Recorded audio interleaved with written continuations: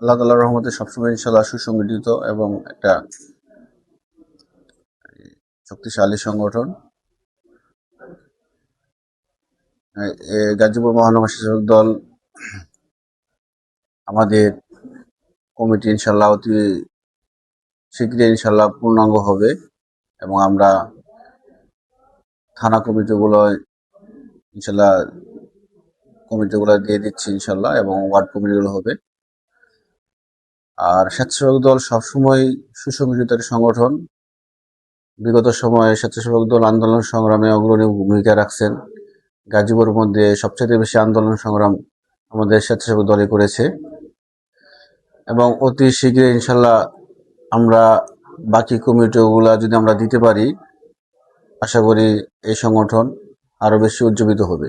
নতুন নতুন নেতাকর্মী ইনশাআল্লাহ বের হবে, যারা আন্দোলন সংগ্রামে ছিল তারা নেতৃত্ব দিতে পারবেন, তারাও নতুন পদে পদোন্নীত হবে। এর দ্বারা তারা আরো দলের জন্য কাজ করতে উৎসাহিত পাবেন। জানা মতে যারা দূর সময়ে ছিল, যারা দূর সময়ে আন্দোলন সংগ্রাম করেছে, হামলা মামলায় শিকার হয়েছে, তারা দলের মধ্যে এখনো মূল্যায়িত আছে, তারা অবহেলিত না। তারা আমাদের কাছে সবসময় মূল্যায়িত এবং তারা আমাদের পাশে আছে, আমরা তাদের পাশে আছি। স্বেচ্ছাসেবক দলে যারা আছে তারা সবাই দলের ডেলিগেটেড কর্মী।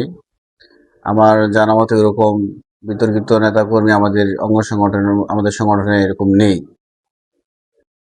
কোনো নেতাকর্মী থাকে যাদের সাথে আওয়ামী লীগের সাথে সংশ্লিষ্ট আছে বা যারা অন্যায় করে দলের বদনাম করে, তাদেরকে আমরা সংগঠনের মধ্যে আমরা তাদেরকে রাখবো না, এরকম থাকতে পারবে না আমাদের সংগঠনের মধ্যে।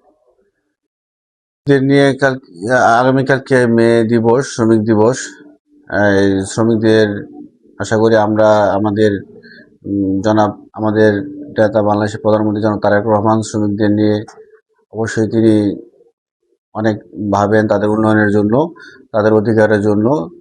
আমরা যারা আছি বিএনপি করি, তারাও ইনশাল্লাহ জনাব তারেক রহমানের নির্দেশন মোতাবেক আমরা শ্রমিকদের পাশে আছি, তাদের অধিকার আদায়ের জন্য আমরা তাদের পাশে আছি এবং থাকবো ইনশাল্লাহ। শিল্প এলাকায় গাজীপুরে লক্ষ লক্ষ শ্রমিক গাজীপুরে বাস করে।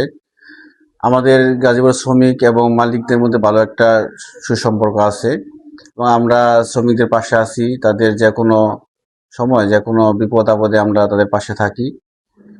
শ্রমিকরা গাজীপুরে আমার জানা মতে গাজীপুরের শ্রমিকরা অনেক ভালো আছে এবং আমাদের নেতা জনাব তারেক রহমান এই কিছুদিন আগে নির্বাচনের আগে আমাদের গাজীপুরে আসছিল, তিনি বলে গেছেন গাজীপুর শিল্প এলাকা এবং শ্রমিকদের জন্য তিনি একটা আবাসনের একটা পরিকল্পনা করেছেন, যাদের শ্রমিকরা যারা ভালোভাবে সুন্দরভাবে নিরাপদে থাকতে পারে।